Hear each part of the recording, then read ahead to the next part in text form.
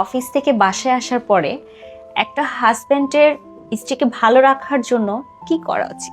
আমি জানি আজকের ভিডিওটা দেখলে আমার ছেলে বন্ধু আছে যারা আমার পেজে যুক্ত, তারা সবাই আমাকে তুমায় বকা দিবে, বাট আমি সত্য বলার পণ নিয়েছি। শোনো, একটা মেয়ে তার হাজবেন্ডকে বাসায় হাজবেন্ড হিসেবে চায়, অফিসের কর্মচারী না, কোনো মায়ের একমাত্র সন্তান না, সিম্পলি হাজবেন্ড।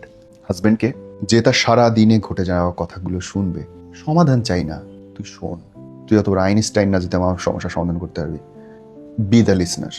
যখন কথা বলতেছি আমার চোখের দিক তাকায় থাক, আমার কাছে থাক। আমি রান্না করতেছি, চেয়ারে বসে থাক। যতক্ষণ বউ যেখানে, সে টিভি রুমে থাকলে টিভি রুমে, রান্নাঘরে থাকলে রান্নাঘরে, ড্রয়িং রুমে থাকলে ড্রয়িং রুমে, যেখানে বউ আছে সেখানটা থাকতে হবে, ম্যাগনেটের মতো।